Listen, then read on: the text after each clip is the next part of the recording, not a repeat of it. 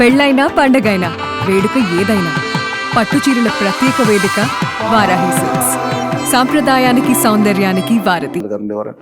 మనందరం స్కూల్ నుంచి బయటకు కూడా తీసే ఉద్యమించాం, రోడ్ల మీద కూర్చున్నాం, చేయవలసింది చాలా కష్టపడ్డామండి. చాలా మంది మేధావులు అటెండ్ అయ్యారని చెప్తున్నారు. అందులో గరికపాటి గారు కూడా ఉన్నారు.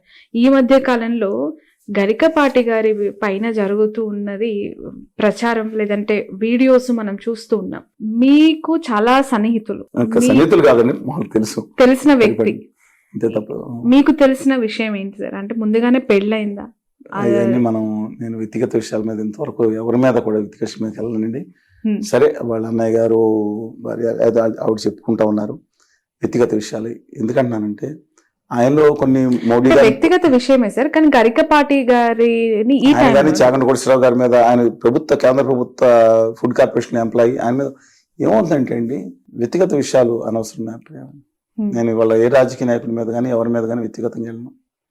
అంటే ఒక సిద్ధాంతాన్ని పెట్టుకుని కూర్చున్నాం. అందువల్ల నన్ను ఎవరైనా తిట్టినా సరే నేను తిరిగి అన్నాను.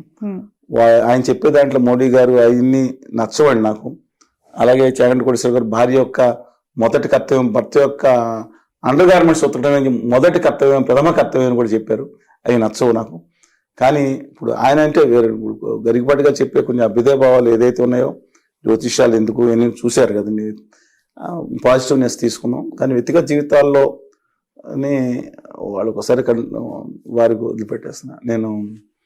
ఎందుకంటే కొన్ని విషయాల్లో దాటవేశారనుకోండి, వ్యక్తిగత విషయాలు నాకు అనవసరం.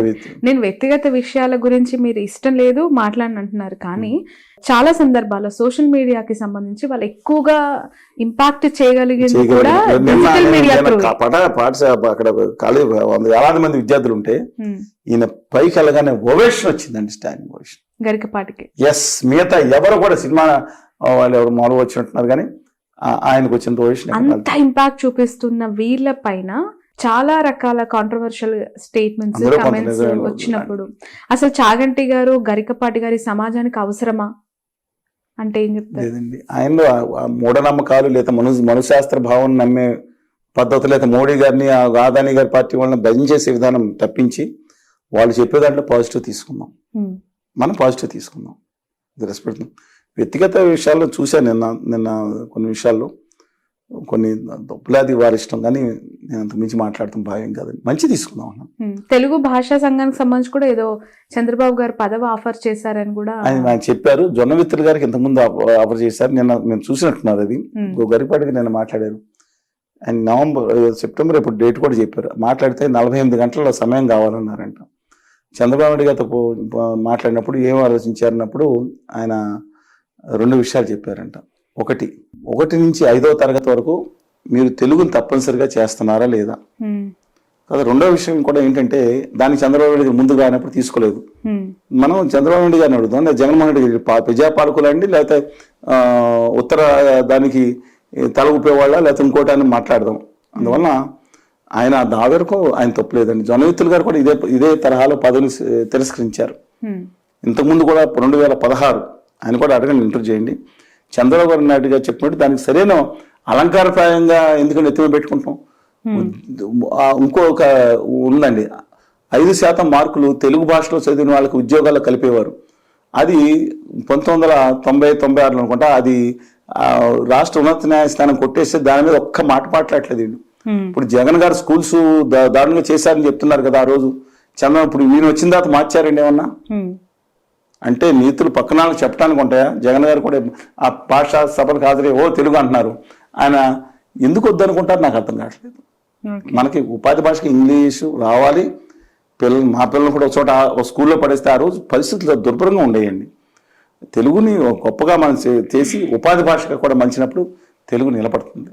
తెలుగు 13.5 కోట్ల మంది తెలుగు భాషగా ఉన్నారు. డెఫినెట్గా నిలబడాలని అది మొత్త భాషగా ఉండదు. ఎందుకంటే 30-40% ఇవాళ కొత్త జనాభాలో 40% కూడా మాట్లాడలేని చదువుటం రాయలేని పరిస్థితి వస్తే మా భాష ముద్ర భాషకి వెళ్ళిపోయే అవకాశం. ఇప్పుడు ఇవాళ మొత్తం చూసుకుంటే అది కనపడతా ఉంది.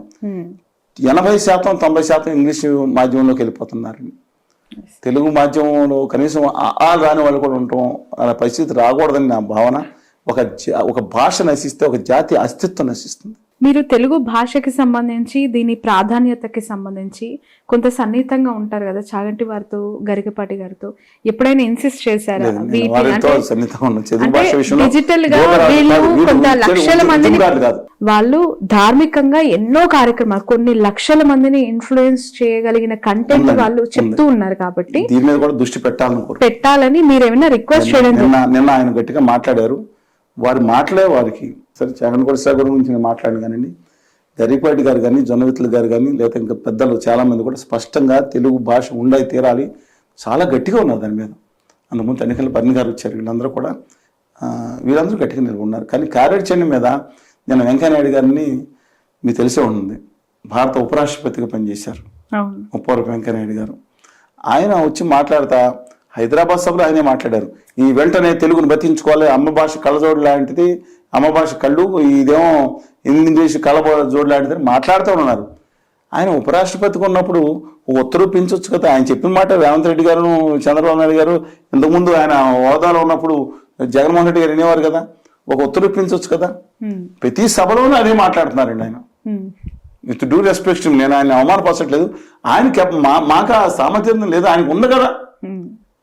కేంద్ర రంగంలో మానవ వనరుల అభివృద్ధి శాఖ మంత్రి ఆయన చెప్తే వింటారు కదా, 35 మందితో మీటింగ్ పెట్టారు కదా, ప్రతి సభలో రావటం, ఆయన నిశ్శబ్దం అంటాం సంతోషం. ఆయన వచ్చారు, తెలుగు భాష కొంత ప్రయత్నం చేస్తాను, ఆయన దాంట్లో ఆయన చేతిలో ఉన్నారు కదా మనుషులు, ఒక ఉత్తరం ఇప్పించవచ్చు కదా. ఆయన కూడా మాలాగా మాట్లాడితే ఎట్లాగండి, ప్రధానమంత్రి వస్తారు భాష నిలబెట్టు, ఆయన ఒక నిమిషం కదా ఆదాని గారికి ఇచ్చిన 100,000 ప్రాధాన్యతలో ఒక ప్రాధాన్యత తెలుగు భాషకు మాతృభాషకి ఇస్తే ఇప్పుడు ప్రయత్నిస్తున్నారు. ఆర్ఎస్ఎస్ వాళ్ళు ప్రయత్నిస్తున్నారు, సంతోషం, అంతవరకు పక్కన పెట్టండి. మాతృభాష దాన్ని మళ్ళీ హిందీ తీసుకొస్తున్నారు, వేరే సంగతి. మన మాతృభాష నుంచి ఆ ఒక ఉత్తరం ఇప్పిస్తే చాలు కదా. రోజు టీవీలోను మీటింగ్లో పెట్టి మళ్ళీ ఇది కళ్ళజోడు భాష ఇవన్నీ ఎందుకండి? ఆయన ఉత్తర్వు మాట్లాడమన్నా ఫోన్ చేసి మాట్లాడి రేవంత్ రెడ్డి గారు ఇది ఖచ్చితంగా అమలు చేయండి, చంద్రబాబు నాయుడు గారు ఇది అమలు చేయండి అని చెప్తే చేస్తారు కదా. Okay sir, coming to Telangana politics, AP తరహా పొలిటికల్ సినారియో తెలంగాణలో కనిపిస్తుంది. Kind of revenge political scenarios developments ఇక్కడ ఉన్నాయి అనేది అర్థం చేసుకోవచ్చా?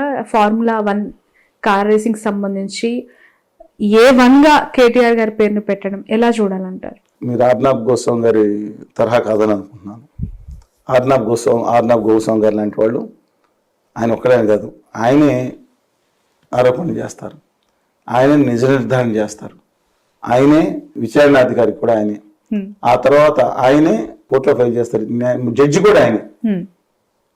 ఎన్టీ రామారావు గారు కూడా దాని శివకన్ కదా మధ్యరాట్పర్లో 5 వ్యాప్తులు ఆ జడ్జి అయిన తర్వాత శిక్ష కూడా ఆయన చేసిన తర్వాత ఇంప్లిమెంట్ కూడా ఆయన ఎలా తాళ్ళలాగే ఆయన చూపిస్తారని పరిస్థితి. అర్ణబ్ గోస్వామి గారు అలా ఉంటది, మాట్లాడుతున్నారు రాయల్ ఇండియా అసలు చెవులు బదలైపోతాయి. అందుకని మీరు న్యాయం, మనం అందులో ఏం జరిగింది ఏంటనేది మీరు నేను విచారణాధికారులు కాదు, దాంట్లో అవినీతి జరగలేదని కూడా చెప్పలేము, జరిగిందని కూడా మనం చెప్పలేము. మీరు షూరా జరిగిందని, ఆయన తీసుకున్నారని షూరా? అంటే ఏం లేదు, విచారణకు పిలుస్తారా ఇదంతా డెవలప్మెంట్? కానీ నేను అన్నాను దాంట్లో వాళ్ళు ఏమైనా గుర్తించు తప్పు లేదు, విచారణ పెరగటం ఆయన సహకరించాల్సిన అవసరం ఉంటుంది, తప్పనిసరి. మంత్రి పదవులు ఉన్నారు, ఇప్పుడు మీరేం పదవులు లేరు, రాజకీయ పదవి మనం ఎవరు లేవు. కానీ ఆ ఫార్ములా రేస్ కి సంబంధించి 700 కోట్ల మేర లాభం అంటే వచ్చింది.